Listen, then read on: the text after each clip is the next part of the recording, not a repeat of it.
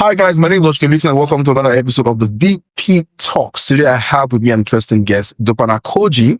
You're welcome to the studio. Thank you. How Yeah, excited are you to be here?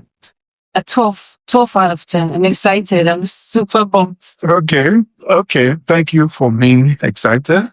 Usually I like to ask our guests here at the show one interesting question, and it has to do with their background into marketing, how they found themselves in marketing. Okay. So for me, I didn't start off my career in marketing. I started in commercial. Okay. Commercial because I studied international business, and I had I would say, a very young experience of business within the family and the life. So I went into commercial. I spent a few years there. This was in Guinness, by the way, and Diageo. And I drove one of those trucks, by the way. What? Yes, I did. I did that for under 2 years. And then a leadership development role came up, in HQ, which was in Lagos. And I was nominated in the North. I was nominated in the North, and there were 4 other people. And I eventually got the role. It was the EA, Executive Assistant within MD. So I moved to Lagos for that role. And I think it was a big moment for me in my career because I was able to work with all of the leadership team, shadowing in the big projects. Wow. And it was like a 1.5 year masterclass. Wow. And that was when I started to, I would say, for where I see myself in the future. Of course, I wanted to be a leader, but I wanted to be a well-rounded leader so that wherever I find myself, I can be able to say, okay, I've done this, I've done that. Yes, I'm a leader. I'm trying to, coordinate and plan, but I get what to do every day because I've been there before. So that's when I picked interest in marketing. Wow. So I did 1.5 years there. I went back to commercial for, I would say, mid-level role, and then I pivoted into marketing. Wow. Interestingly, she is a marketing manager at Red Bull. Yes. And this is very interesting. How's the experience been there? It's been awesome. It's been great. Red Bull has been in existence for over 40 years, across the world. It's the first energy drink in its category, actually. So it created the energy drink category. It's been awesome just trying to come into Nigeria, localize and ensure that we are as relevant as we are outside, as we are in Nigeria and in everybody's life. Amazing. Absolutely amazing. I'd like to ask you one interesting question here. And this has to do with the conversation we're having today is consumers' preferences are evolving faster than ever. How do you determine when it's time to innovate versus when it's time to better strengthen an existing product? And this leads me to the question here. What role does consumer insight play in shaping your innovation strategies, particularly what you do? Okay. So there's one thing I remember my former boss used to say, data is king. Yeah. So whatever you do is in service of your consumer. Right. And how do you know what the consumer wants if you don't have the data, if you don't have the insights? Actually. You might be solving for a problem that does not exist. And that would be a very expensive problem to explain to your shareholders and the likes of the investors. So data is very important, I believe. It informs you, gives you direction as to what you need to do. It tells you what the problem is, what the tension point is in the consumer's life, and how you can come up with a service or a product that can solve for that problem. So, and innovation, you said, how does, the question you asked, how does data solve for innovation? So for me, innovation it depends on how you look at what really is innovation. Innovation is just doing maybe the same thing differently. It's not necessarily building a product from scratch. So how do you know when it's time for you to maybe rejig an existing brand that is in the maturity stage of its life cycle, for instance? Or how do you know when, okay, maybe it's time for me to pivot and do something new? This data that tells me that. Is a consumer that would tell you, okay, I'll use Apple, for instance, the iPhones, for example. So, how did they come up with iPhone, which revolutionized the industry? There were iPods, music, there was a phone, there's something else to give you internet. What was the consumer insight? They didn't want to carry multiple devices. So iPhone came up with an iPhone that has all of this in one.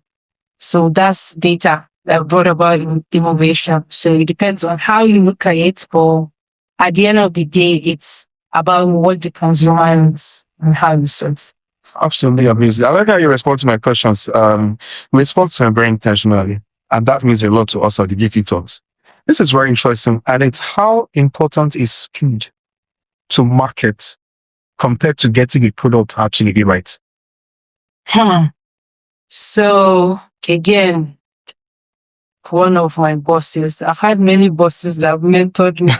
That's fantastic. Yes, mentored me in my career. So I used to be one of those people that want to exactly get everything from 1 to 10 perfectly done before we go into markets. And one of my bosses in beginning said, you can't wait until you shift, as he used to call it, Diageo. He said Diageo is like an elephant, when other small businesses are like an ant. Poof, they shift for us because of all of the structure, this, that, you have to follow through processes. He says you can't always wait for that because your competitors are not doing that. The market is all sitting and waiting for you. They're gonna flip and go into something else. So you don't have to absolutely get everything right. So learn as you go. There's nobody that is entirely perfect, even human beings. So you keep going, you keep learning, you keep listening to your consumers, and you adjust as you go. Wow. Yeah. Interesting. I've learned a lot, ladies and gentlemen. I mean, you should rewind to listen. I'm very, very particular about the fact that you've cut through many people's tutelage.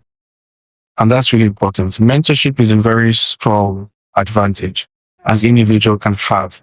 And how has that impacted your career? I mean, to be honest, I don't think I would be where I am if I did not have the right mentorship at the right time. So timing is also important. So you don't take 10 years to get to somewhere you could have gotten in 2-3 years. So like I mentioned when I was introducing myself, when I was EA to the ND, then Leka Magunda is now based on great work in Kenya. Wow. So he was very intentional about that leadership development program then. I think for me, he took it really personally. I remember my biological dad used to call him my office dad then because he was really on my case. That's fantastic. Yeah, he was very intentional. I mean, he's MD and CEO of Guinness in Nigeria. He has 1 million things to do, but every month he makes sure he keeps an hour in his calendar that we sit down and just talk through my own developments. So it's important that you identify people like that early. For some, maybe they were not fortunate enough. But you can look around you. It doesn't have to, even if you're an entrepreneur, someone has done it before. Why do you have to go through the hassle all by yourself? You take learnings from them, you find them, and you have to be intentional about finding them. You have to be intentional about talking to them. I mean, I remember even before I took my current role, I have mentors. I've had different, like I mentioned. I had to talk to someone, one of my mentors. She was not available, but I made sure I haunted her on WhatsApp calls that I have to talk to you. There's an opportunity. I need to hear what you think. This is what I think. It's very important. It saves you time. It helps you to be intentional. They guide you. I have to make me do the 10-year plan, for instance. Am I going to be there 10 years? We don't know, but I have a plan. There's a path that you're looking, and there's something about looking at something, seeing it. It helps you, it reshapes the way you think, it reshapes what you do every day because there's a big picture in mind. So it is very important. I advise everyone and anyone to get someone to hold your hand. Well, and you're never too old for it, by the way. Because there's even younger people can mentor you, by the way. So now we have Gen Zs that they are everybody's target audience. If you are a CEO that is 50, 60 years old, you might not be able to relate. Right. Get someone within that age range that understands and have them guide you. There's no shame in that. Right. Interesting. Just before we get on this conversation, I was having a conversation with her about mentorship. And you would actually be a great mentor. Oh, thank you. I have 2 people I'm mentoring at the moment. Fantastic. Yes. I think you should take it serious because these words are very powerful. Thank you. Can you walk us through the journey of taking a product from concept to a successful market launch? Yes, I can do that. That's a very lengthy topic, but I'll summarize. So, for me, it still boils down to your consumer first. So, whatever you're doing is for that consumer. So, you have to do your research, of course, first of all. You don't just jump to create a product because nobody will buy it. You need to solve for a problem that exists. You need to observe your consumer behavior. You need to see if there is a need for something. When you see that need, you create it. You do your testing here and there, depending on how you can afford to do. The multinationals would, get agencies to do the things like that. If you're an entrepreneur and you don't necessarily have the resources, you have family and friends. You make use of them. You're not there to just be there. So you do a bit of that. Do your research first. Find the tension points. Create the product or service. Take it to the market. Test it. See how people are, I would say, reacting to it. You pick your learnings as you go. Like I mentioned earlier, you can't do everything at once. Take it to the market, and first and foremost, your distribution. You need to make sure you are distributing in the right places. You need to drive your awareness. However you have built your plan, is it however your route to consumer is, or how you want to communicate to them, and also find the right channels. So if it's the younger generation, you know where to find them on their phones, the online, yeah. So find all of the platforms, integrate into relevant, I would say, programs, even physically have your activations in right places, communicate to them, know who you are. You can't talk to everybody as the phone works. So find who you're targeting, build your plan around it, drive your awareness. Once you do that, you go into your trial, let people try him, do they love him, you get all of the feedback. And then the next is, how do we do repeat purchase? People have to buy more than once. If not, I don't think, depending, you can't buy. Some people buy cars more than once. I wanted to use that as an example, but there has to be repeat purchase. That's the story is what I'm trying to say. And then you build your brand love, let people connect to you outside of this is what you're doing, then let it feel like it's intentional. So what I've seen in the recent research here and there that I've done, consumers want to feel like you're very intentional about what you're giving them. It's not just throw products at them. You have to integrate it into their life. It has to feel authentic. That's the most. So drive your meaningfulness, your distinctiveness, and your salience as well. So ensure that you're physically available and mentally top of mind as well. So that's a summary. That's interesting. Yeah. Wow. I want to ask you a very interesting question, and this one might make me pensive, but if you look at the trajectory of a graph, particularly when it has to do with progress, There are times where you will be faced with an opportunity, but at the same time, question yourself if you qualify to be the opportunity, particularly when you know that if you get a hold of this opportunity, they might see some loopholes and some things about yourself that only you know about yourself that you are deficient about. So that's imposter syndrome. The imposter syndrome, right? You cannot get to this point in your career and not experienced that feel at some point on the road, Yes. right? How do you navigate yourself through imposter syndrome? So, good thing I'm a Christian. So I always have the word of God to fall back on. So at any point, if I feel less of whatever opportunity comes my way or where I am, I go back to the word of God and remind myself who I am in Christ. That's one. Two, I mean, sometimes you just do it afraid. Even if you are just go for it, find the courage to go for it. Find whatever you believe in, Christian, Muslim. You just go back and really check who God says you are. And that voice, once you have it loud enough, it becomes louder than any other voice in your head that tells you, yeah, can you really do it? Yeah. And then that mentorship, it's very important. That's number two. That mentorship, because sometimes you might not even know the capacity you have. You don't know what's in you, but someone can see it and tell you. And when you begin to hear all of that, you eventually start to believe it. Fantastic. What's the question? I'm moving into a certain path in our conversation. I think that it's important that I travel on this journey, particularly for if you're listening. And this has to do with individuals that are currently in a state of confusion at their journey, particularly in marketing.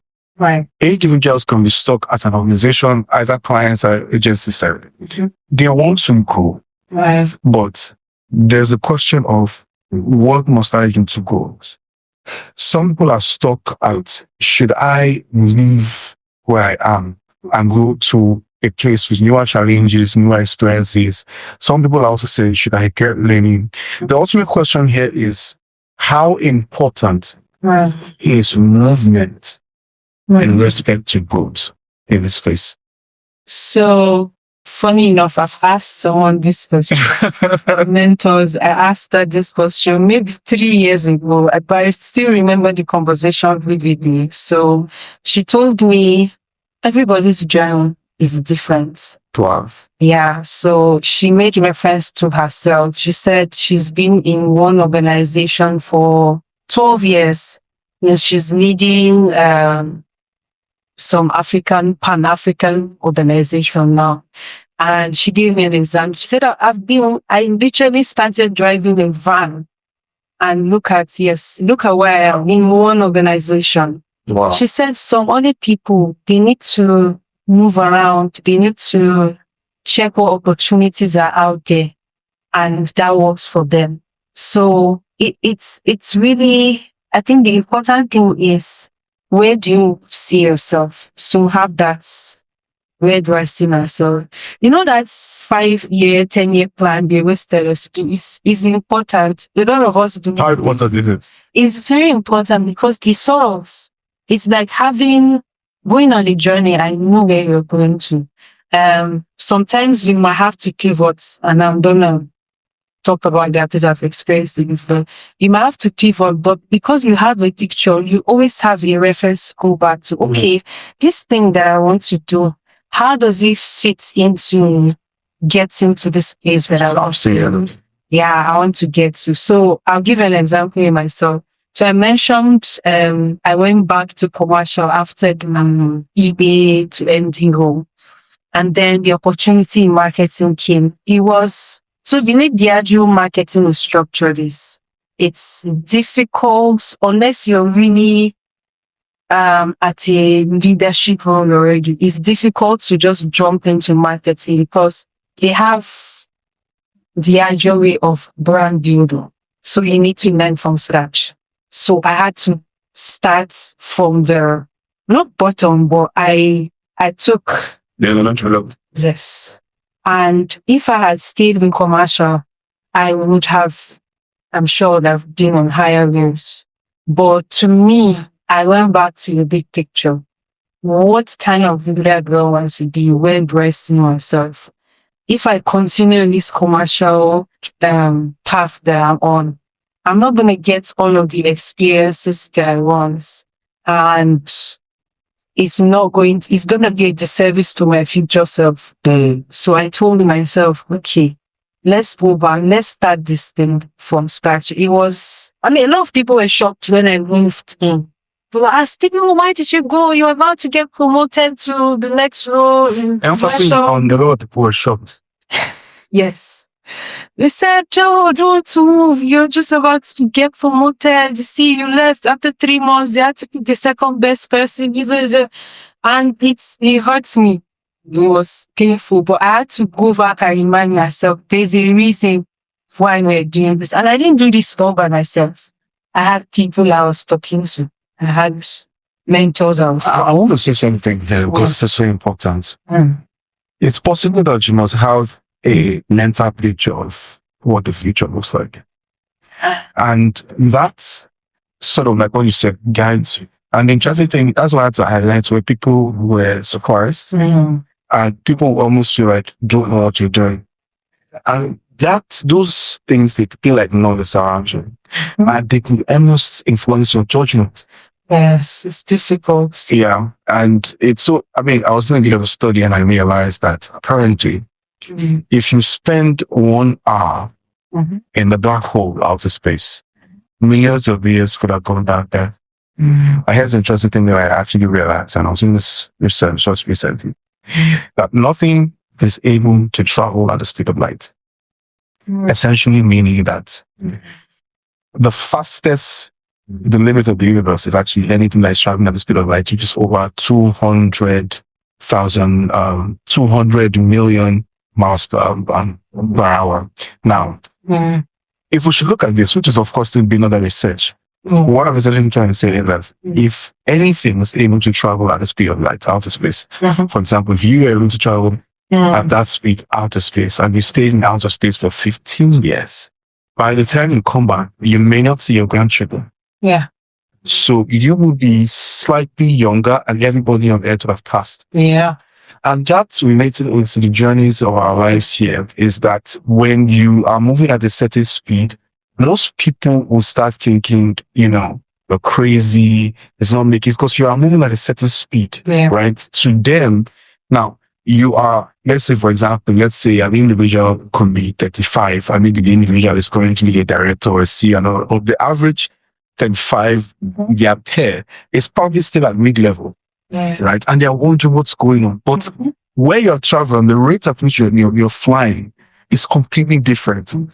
Now, the challenge here is that no matter how much you try to articulate it for their understanding, they never get it. And that's because you look at the big picture. And that was what came to mind while you were talking. Yeah. And this is so powerful. I think you should actually speak to somebody who is going a season of confusion. Okay. If you are in doubt, there is something bigger than you believe in. Absolutely. First of all, so you need to go back in within yourself and find that voice that you can anchor yourself in. This is very important. Mine is God, and I don't know about yours, but I advise you to try mine. That's one. And two, explore mentorship. Find people that have walked the path that you're trying to walk. You don't have to do it all by yourself. And you'll be surprised how easy it is to find these people. Some are actually looking for mentees, and if you're not aware, that's an important thing. Ensure you have a picture of the future. Whatever it is you want to do, have a picture of it. This thing that they tell us to have what's it called? Is it a mood board? Yeah, mood board. Mood board. So put pictures. It actually works. Oh. It works. So have that picture. Ensure that you have someone to hold your hand. You have something bigger than you that you believe in, that you can anchor yourself in, and have a plan and a picture of what you want in the future. This is absolutely amazing. Absolutely amazing. I want to ask you this question, but this is so important. What has been the most surprising shift you've observed in Nigerian consumers over the last 5 years? For the last 5 years, I think I mentioned a bit of it before earlier. So, contrary to popular beliefs, Nigerians like foreign films. They want everything foreign. You must have made in Ukraine, made in China, made in US. But I've observed and I've seen that has shifted now. We are beginning to appreciate our own local culture. We are not really importing foreign culture, say, okay, oh, this is what they're doing and this is more. We're beginning to know ourselves more. At least I'll put it that way. So forward. Yes, consumers are beginning to appreciate the local things. If you look at, I'll give you an example now, look at the Adire, that's Coupang. That's not something that would have made this watch shift, and it wouldn't have been that relevant 10 years, 15 years ago. But this new generation that are coming, they're owning themselves, they know themselves, they appreciate the local things, and they want whatever product or service that you're offering, let it speak to them as a Nigerian local. You don't have to do something foreign. You need to localize. That localization of whatever it is you do, that's the shift I'm seeing. Wow, that's powerful.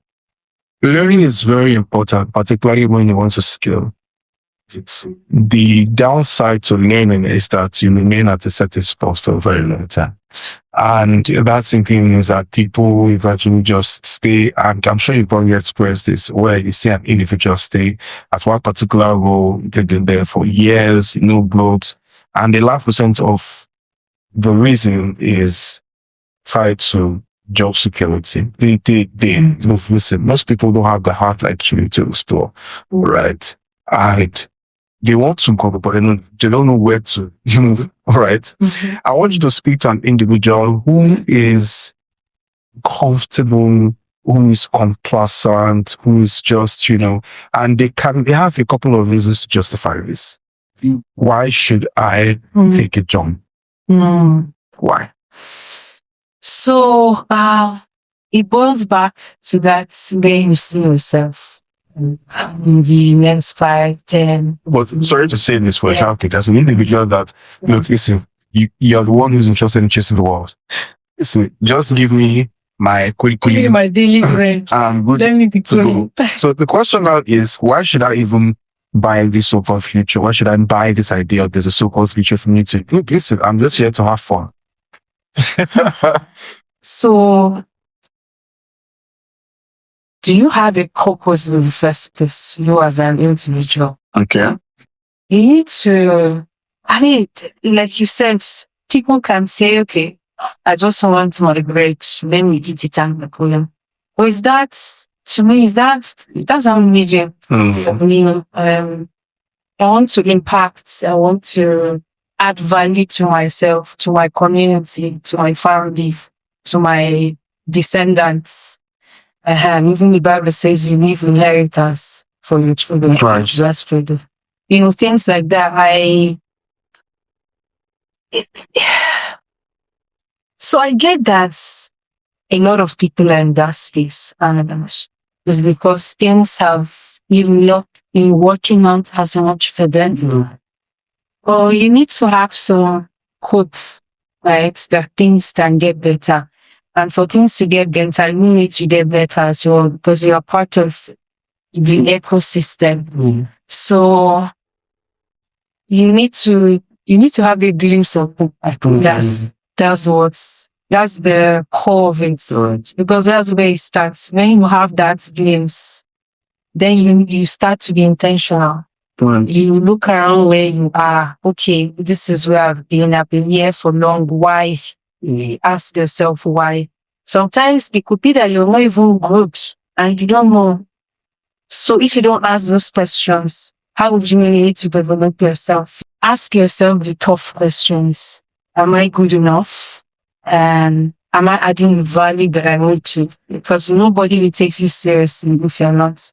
Take yourself seriously, add that value to yourself, ask yourself questions, the tough ones, and you look around you. Sometimes the opportunities literally sitting here, but if you're not looking, you're not going to see. Absolutely amazing. Ladies and gentlemen, I learned a lot. This is a masterclass, and I need you to go back and listen, watch it. I always say this: watch these videos. You thought you heard something, but until you rewind, you hear more. My name is Kochukwu Meeting, and Koji. It's been an amazing session with you this afternoon. Any final words for anybody listening? Final words. Believe in yourself. If you don't believe in yourself, lying to yourself then. I like that. Until you believe yourself, have a glimpse of hope. It's not so gloomy. Final words. My final words are so many.